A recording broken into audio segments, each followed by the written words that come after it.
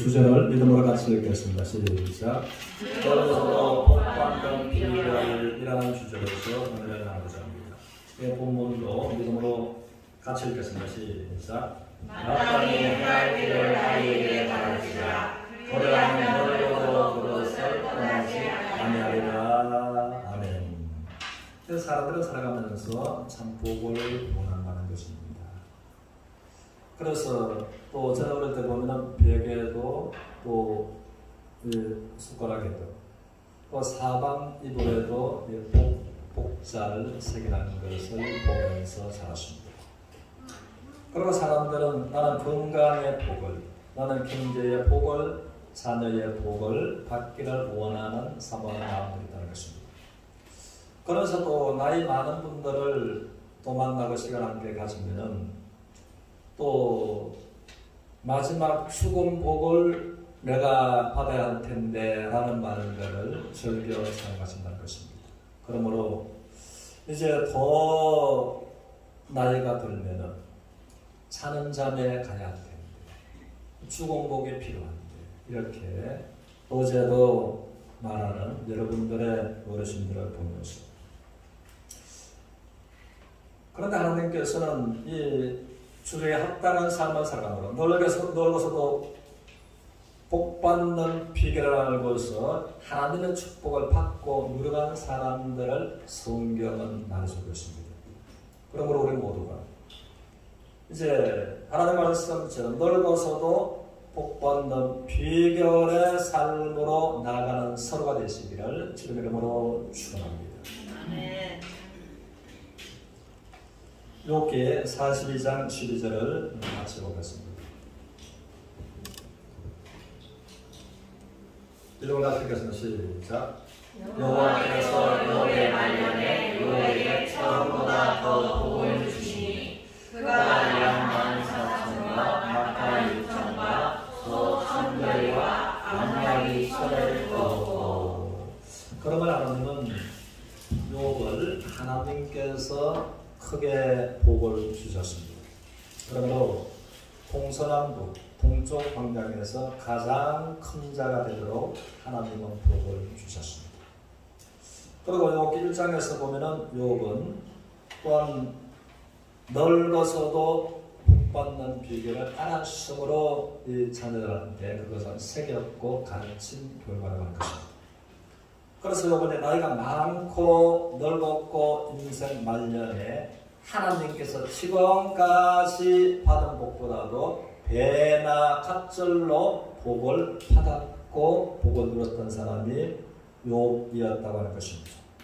그래서 우리 모두가 다시 한번 주제에 합당한 삶을 살아가고 내가 복을 받고 자녀도 늙어서도 복받는 비결을 알고서 복을 받고 누려가는 우리 자녀와 손주들이 되는 것을 믿음으로 바라보는 서로가 되시기를 주님 이름으로 축원합니다.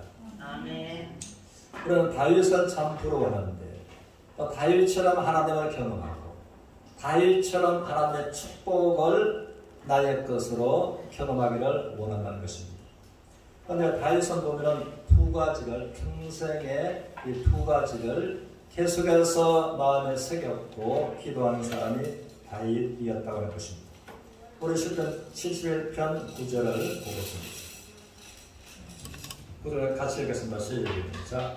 늙을 때에 나를 버리지 마시며 내 힘이 쇠약할 때에 나를 떠나지 마소서. 그 방면을 보고 늙을 때에 내가 쇠약할 때도 하나님 나를 떠나지 마시고 보호하여 주시옵소서. 그리고 21절 같이 읽겠습니다. 나를 더욱 창대하게 하시고 돌이키사 나를 위로하소서. 그러면 하면서 나를 창대한 복을 주시고 거기에 하나님의 위로가 나에 있기를 원합니다 라고서 기록하는 것입니다. 우리 18절도 같이 읽겠습니다. 18절 시작.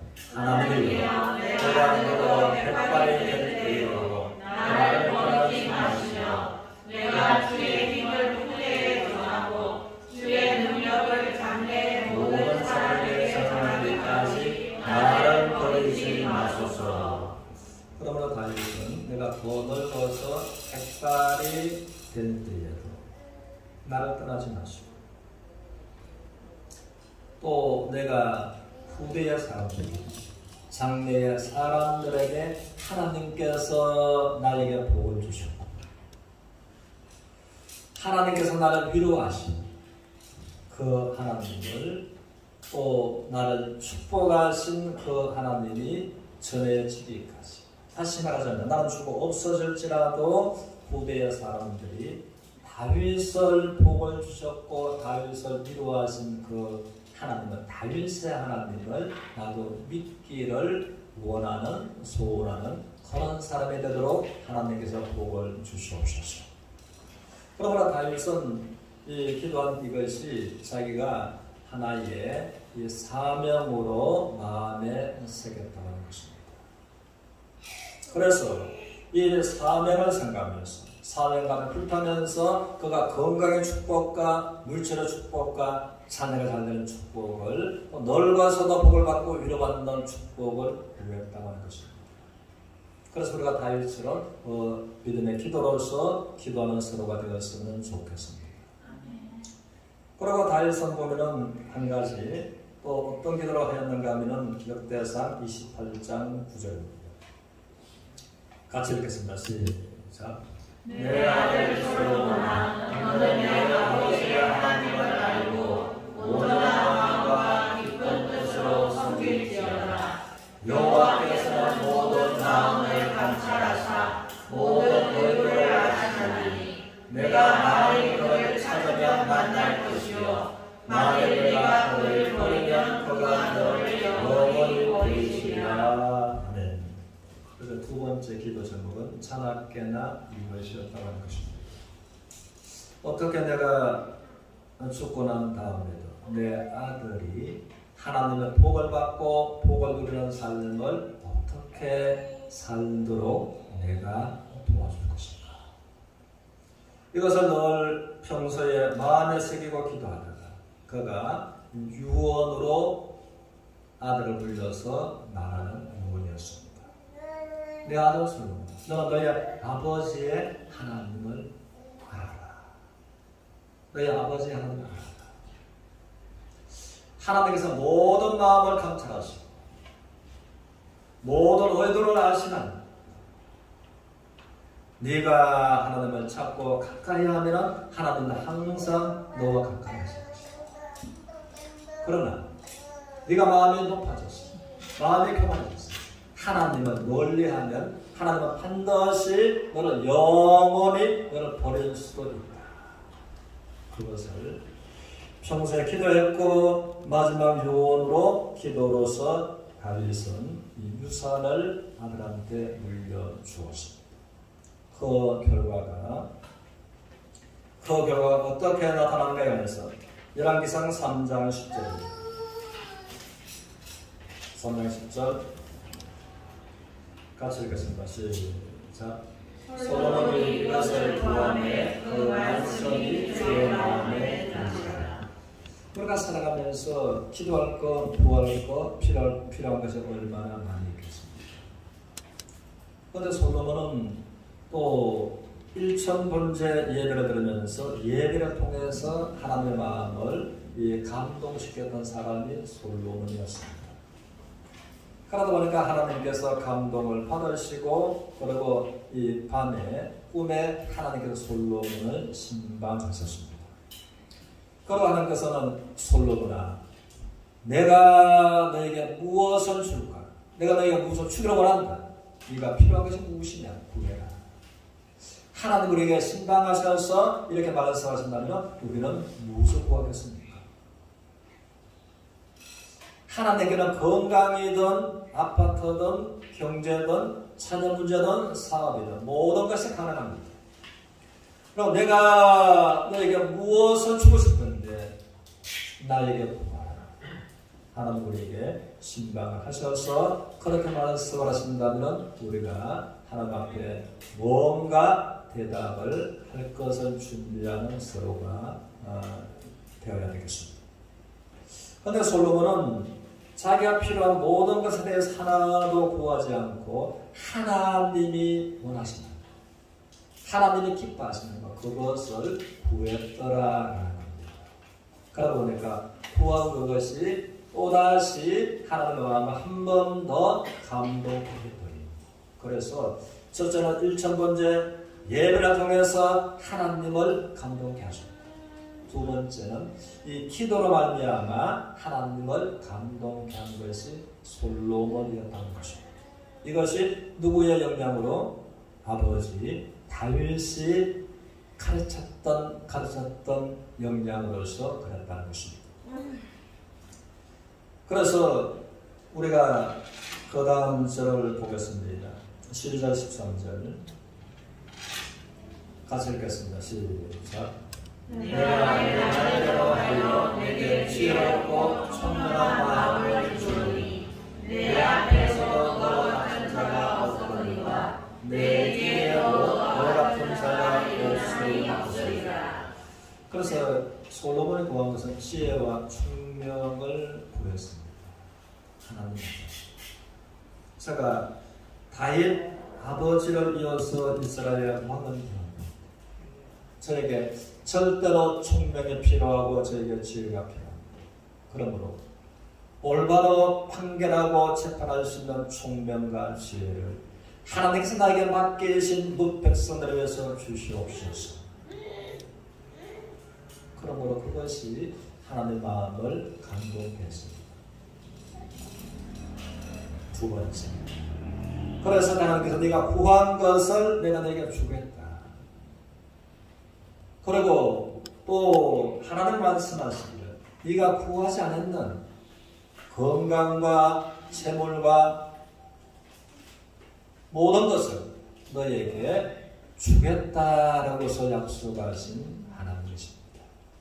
그래서 우리가 이 말씀 중 내가 필요한 것을 하나님께서 나를 신방하셨을 때 구할 수도 있지만 또 하나님께서 기뻐하시고 원하신 것을 구했을 때 하나님이 우리에게 주시고 구하지 않은 것도 더 주시기를 원하시는 우리 하나님의 마음이시라는 것입니다.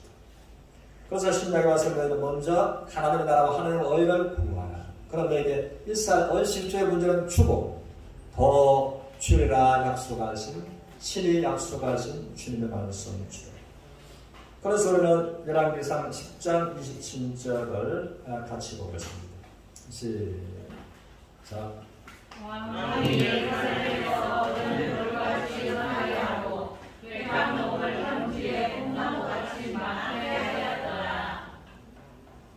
그래서 여기에서 그때는 은이 금보다도 훨씬 더 비쌌던 때였습니다. 성경을 보면 땅을 살 때나 그 대가를 지불하는 것은 금이 아니라 은이었다라는 것입니다. 그런데 이제 오늘날로 보면 이제 금이겠죠. 금이 은보다 비싸니까.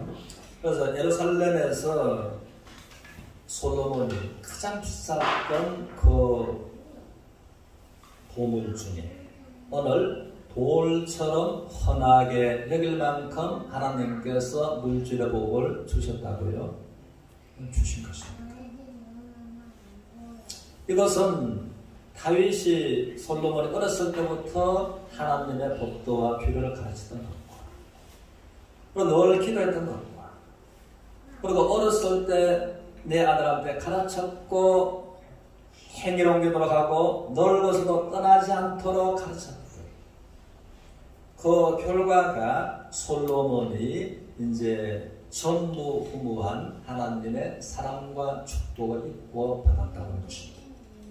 그래서 우리 모두가 늙어서도 복을 받고 복을 누리는 이 비결을 우리 마음판에 새기고 자녀와 손주들한테 부지런히 가르쳐서 자녀와 손주들과 하나님의 복을 받고 복을 누려가는 그 모습들을 믿음으로 바라보는 서가 되시기를 주님의 이름으로 다시 한번 축복합니다. 우리는 또 한 사람에 관해서 그래서 이제 오늘의 말씀을 보면 마땅히 우리 하나님께서 마땅히 행할 길을 아이에게 가르치라. 마땅히 행할 길을 아이에게 가르치라는 것은 가르쳐서 행동하게 하라. 가르쳐서 행동하게. 그럼 우리는 생각할 때 아이 스스로는 안 되는 거야. 엄마 아빠가 할아버지 할머니가 가르치지 않으면 안 되는 거야. 라는 것을 생각할 수 있다는 것입니다. 그래서 이제 우리가 마땅히 가르쳐야 할 것은 무엇인가 해서 성경을 먼저 말하는데 신명기 6장 6절 7절 6장 6절 7절 같이 하겠습니다. 시작. 오늘 내가 내게 명하는 이 말씀을 너는 마음에 새기고 내 자녀에게 부지런히 가르치며 집에 앉아서 때든지 길을 갈 때든지 누워있을 때든지 일어날 때든지 이 말씀을 강론할 것이며 넘어가서 9절로 또 내 짐승과 가문에 기록할지니라. 이것이 마땅히 아이에게 가르쳐야 할 것이고 가르쳐서 행동을 옮길 수 있도록 해야 되는 것이 부모가 해야 할 것이고 할아버지, 할머니가 해야 할 일이다 라고 말씀하십니다. 그런데 하나님의 말씀처럼 넓어서도 복을 하나님 위로가 함께하는 그 비결이라고 하는 것입니다.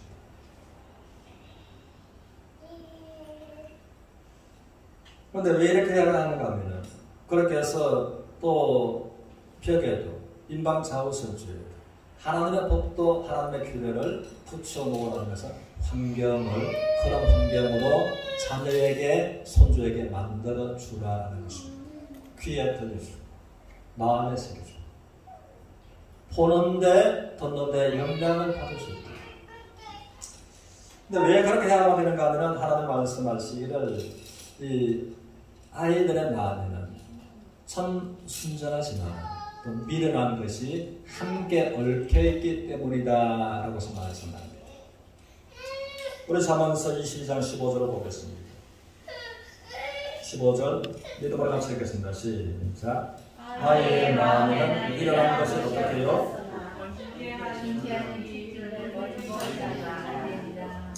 그래서 아이들은 또 천진난만 하고 아주 순진하십니다. 또 아이들은 모방의 천재다라고 말합니다. 그런데 하나님의 말씀하신 아이들의 중심을 보신 하나님은 아이들의 마음에는 무엇이 함께 얽혀 있다고요? 미련한 것이 함께 얽혀 있으므로 미련한 것을 얽혀 있는 걸 가지고 그대로 성장하면은 하나님의 축복과 상관없을 수 있기 때문입니다. 그래서 하나님께서 하나님의 법도와 규례를 부지런히 가르치고 영향받도록 환경을 만들어줍니다. 때로는 이제 자녀와 손주들의 마음에 미련이 얽혀 있으므로 그것이 쉽게 벗겨지지 않으므로 이제 자녀를 향한 징계가 미련한 것을 벗겨 버리게 만들어주는 것이다. 우리 13장 24절도 보겠습니다. 13장 24절 시작.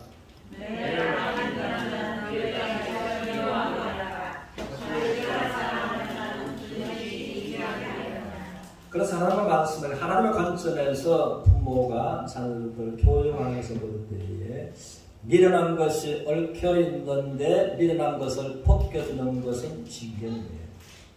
그러므로 자녀를 징계하지 못하는 부모는 자녀를 어떻게 하는 자다? 하나님 보실 때 너는 사랑하기 때문에 자녀를 징계하지 않는다라고 말하지만 너는 자녀를 사실상 미워하는 자다. 그 징계가 미련한 것을 벗겨주는 거예요. 미련한 것을 가지고 함께 성장하도록 하고 있으니까 너는 사실상 자녀를 사랑하는 것이 아니라 자녀를 미워하는 너 자신이다 라고서 하나님은 말씀하고 계십니다. 우리 23장 잠언서 13절 14절을 같이 읽겠습니다. 13절 14절 시작. 아이를 분개하지 아니하려고 하시느니라. 채찍으로 그를 때릴지라도 그가 죽지 아니하리라. 내가 그를 채찍으로 때리면 그의 영혼을 서로에서 구원하리라. 이 말씀을 생각합니다. 그러므로 징계함으로 또 가벼운 징계됐고 또 더 미련한 것이 벗겨지지 않으면 조금 더 강한 징계가 있을 수도 있겠습니다.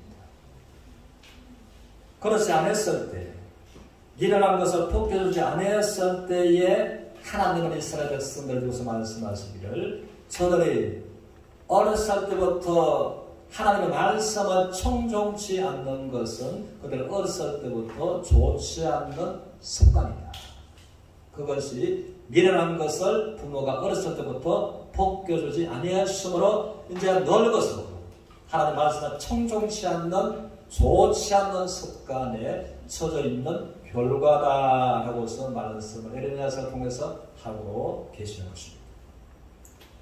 그래서 하나님께서 이제 이 미련한 것이 벗겨지지 않았을 때 그렇지만 부모가 자녀를 사랑하고 하나님의 법도와 규례를 또 마음에 새기고 자녀에게 부드러움을 가르쳐갈 때 미련한 것이 벗겨지고 또 그래도 잘 벗겨지지 않을 때에 미련한 것을 그러므로 징계를 통해서 미련한 것이 벗겨지는 것이다.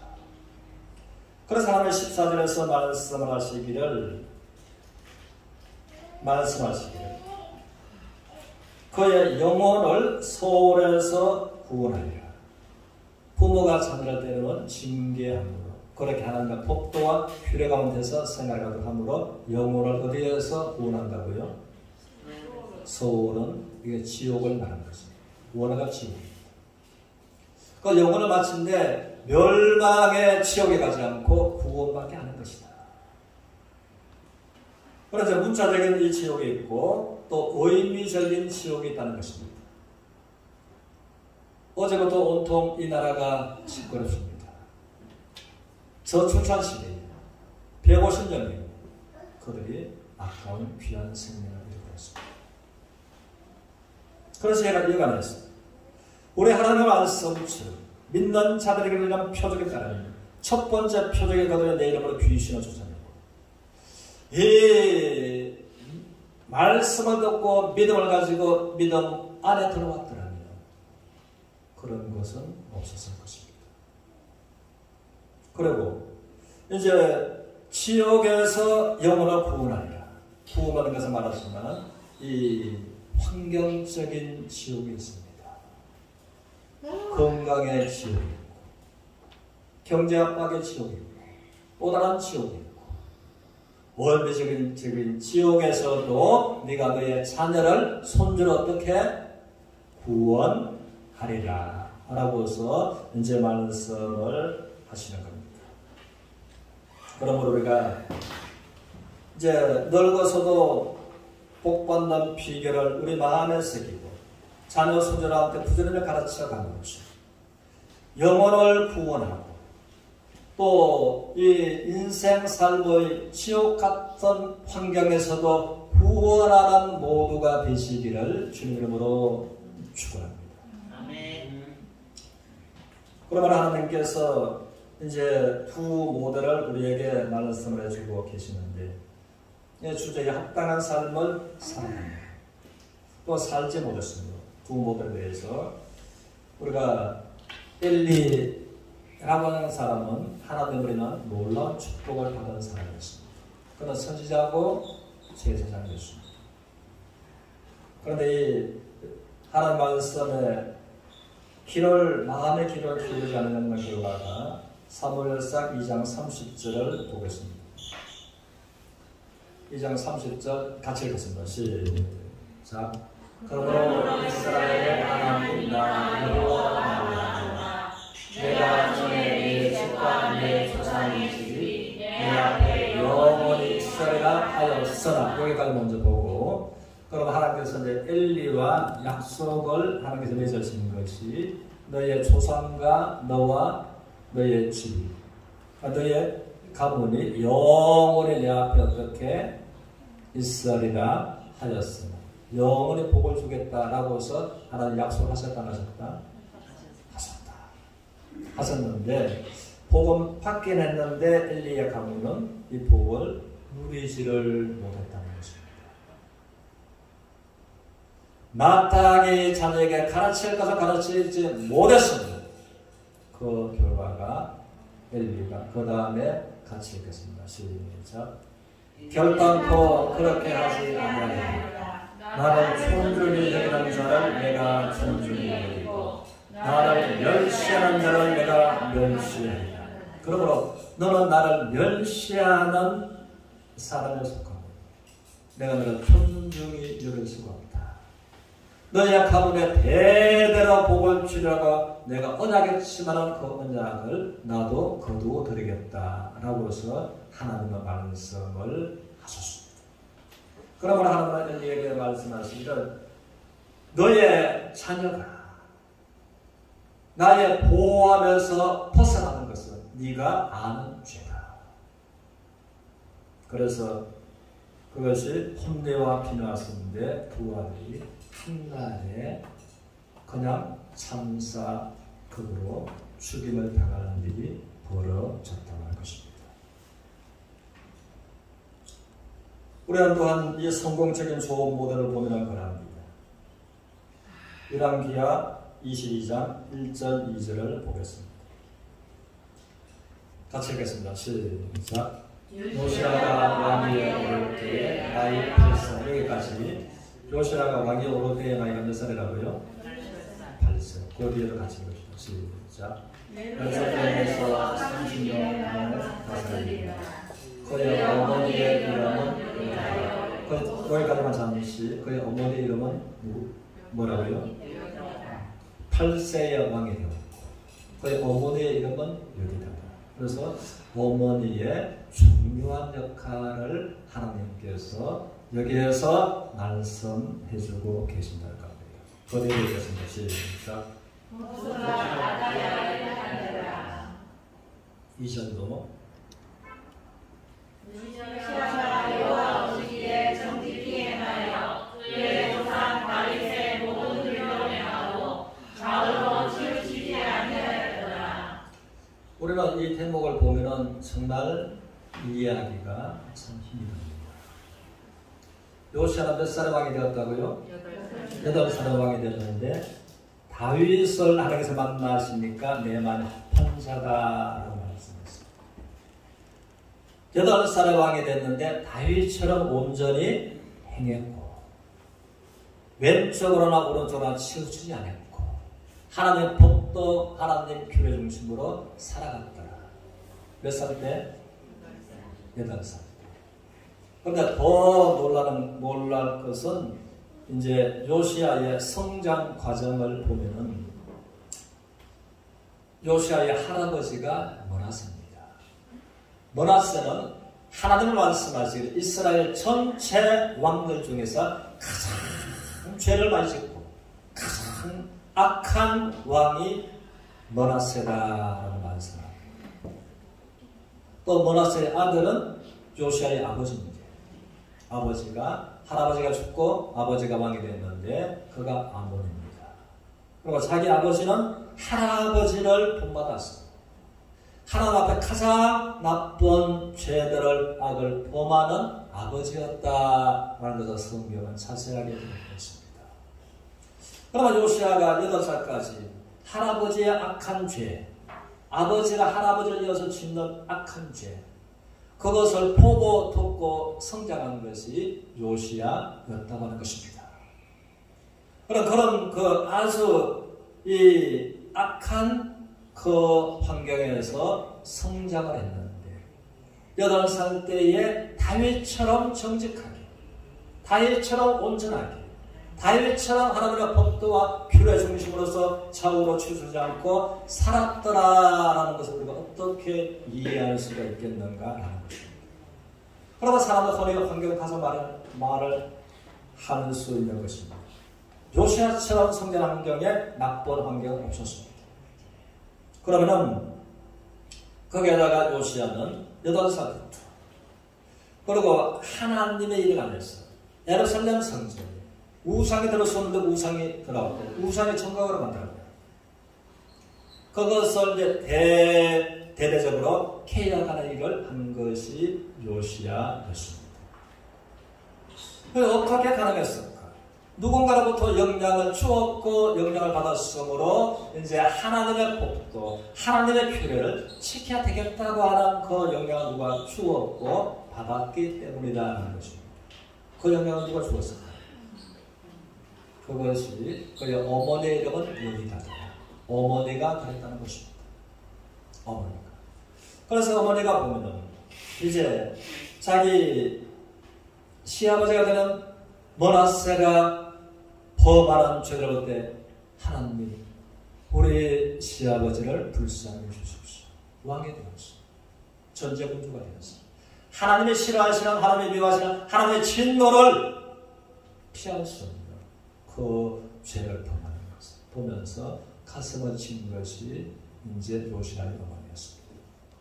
그런데 여디다는 자기 시아버지가 죽고 자기 남편이 왕이 되었는데 남편도 시아버지가 가는 하나님의 진노를 피할 수 없는 그 길을 자기 남편이 왕이 되어서 갑니다.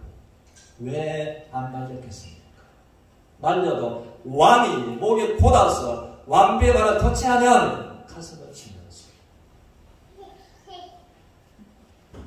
남편도 하나님의 진노를 피할 수 없는 길을 가고 있고 그랬을 때 품 안에 안고 있는 아들에게 이제 요디다 왕비는 가르쳤던 것입니다. 하나님의 법도 하나님의 규례를 가장 악한 가장 영적으로 암흑한 그 환경에서 아들을 8살까지 가르쳤다. 그럼 나이 8살이 되었는데 성장 과정은 아주 악한 영적으로 그 환경에서 성장했지만 어머니가 마땅히 행할 것을 가르쳤던 그 결과인 것입니다. 하나님이 기뻐하시는 하나님이 원하시는 그 일들을 행하는 개혁을 행합니다. 그러면 하나님께서 요시아의 그 범사에 함께 하셨고 복을 주시고恩宠을 베푸시 이것이 요시아 왕정이라고 하는 것입니다. 그래서 하나님은 이제 한 가지 말씀하시기를 우리가 22장을 통해서 마땅히 행할 것을 아이에게 가르치자. 그러면 그것에서 늙어서도 떠나지 아니하고 늙어서도 복을 받고 하나님의 위로가 있다. 이어져서 22장 4절에서 성경은 이렇게 하나님의 말씀을 우리에게 소개해 주었습니다. 같이 읽겠습니다. 22장 4절 시작. 겸손과 여호와를 경외하며 보수하는 재물과 영광과 생명이다. 그러므로 마땅히 행할 것을 어려운 아이가 가르쳤을 때 늙어서도 그 가르침을 받았고 요시아처럼 떠나지 않을 때에 하나님의 약속하신 것이 겸손과 여호와를 경외하며 보수하는 재물과 영광과 생명입니다. 그러므로 우리가 이것을 우리들의 마음에 새기고 자녀들한테 손자들한테 가르쳐감으로 늙어서도 복을 받는 비결로서 나아가는 모두가 되시기를 주의 이름으로 축원합니다.